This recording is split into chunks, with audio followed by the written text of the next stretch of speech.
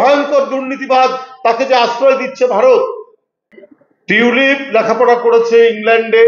ইংল্যান্ডে একজন এমপি, একজন জনপ্রতিনিধির 1 টাকা 1 পয়সা দুর্নীতি, এটা একটা স্বপ্নের বিষয়।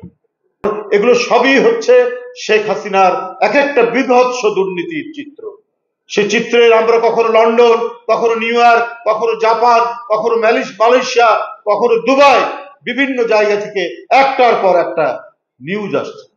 তার ভাগনা, ভাগ্নি, ছেলে, মেয়ে, কোনটা ধরে কথা বলবো?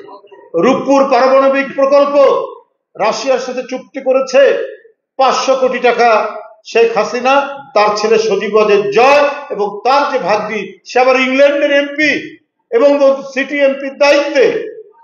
তারা মালয়েশিয়ার এক ব্যাংক থেকে সেই 500 কোটি ডলার তুলে নেওয়ার, আত্মসাৎ করার অভিযোগ রয়েছে এবং সুস্পষ্ট। গণমাধ্যমগুলো পড়ে দেখুন, তাহলে কোন জায়গা থেকে ধরুন? টিউলিপ লেখাপড়া করেছে ইংল্যান্ডে।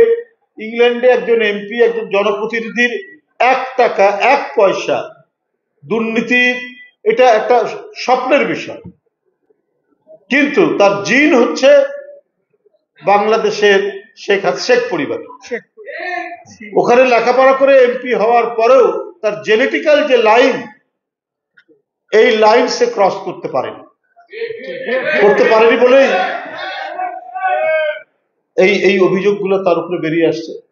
শেখ হাসিনার বিশ্বস্ত একজন ব্যবসায়ী, সে ফ্ল্যাট কিনে দিল একবার খুব অভিজাত পাড়া, এবং আরেকজন আইনজীবী, সে তার ছোট বোন রূপন্তীকে একটা ফ্ল্যাট কিনে দিল। আবার সেই ফ্ল্যাট রূপন্তী টিউলিপকে তার পরিবার সহ থাকার জন্য ব্যবস্থা করে দিল। তাহলে এখন লন্ডনের সব পত্র পত্রিকা, ইংল্যান্ডের বিভিন্ন সংবাদ মাধ্যমে এই কথাগুলো আপনার যে বেরিয়ে আসছে, ওখানে মানে জার্নালিজম তো অত্যন্ত শক্ত জার্নালিজম। ওখানে হঠাৎ করে কারো বিরুদ্ধে কোনো অভিযোগ দিয়ে সংবাদপত্র লিখতে পারে না, কিন্তু সেখানে লেখালেখি হচ্ছে, কারণ এগুলো সবই হচ্ছে শেখ হাসিনার এক একটা বিভৎস দুর্নীতির চিত্র। সে চিত্রের আমরা কখনো লন্ডন, কখনো নিউ ইয়র্ক, কখনো জাপান, কখনো মালয়েশিয়া, কখনো দুবাই, বিভিন্ন জায়গা থেকে একটার পর একটা নিউজ আসছে। তাই আজকে শেখ হাসিনা কি স্ট্যাটাসে ভারতে আছে এটা কিন্তু বলতে পারছে না।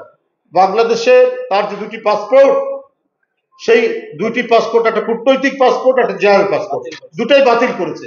তারপরে কি স্ট্যাটাস আছে? ভারত কিভাবে তাকে রেখেছে? কোনো উত্তর দিতে পারছে না, কোনো ব্যাখ্যা দিতে পারছে না। দেবেন কি করে? এত বড় ভয়ঙ্কর দুর্নীতিবাদ, তাকে যে আশ্রয় দিচ্ছে ভারত, তাহলে কিসের ভিত্তিতে? তার কোনো উত্তর নেই। এটা দিয়ে যাচ্ছে।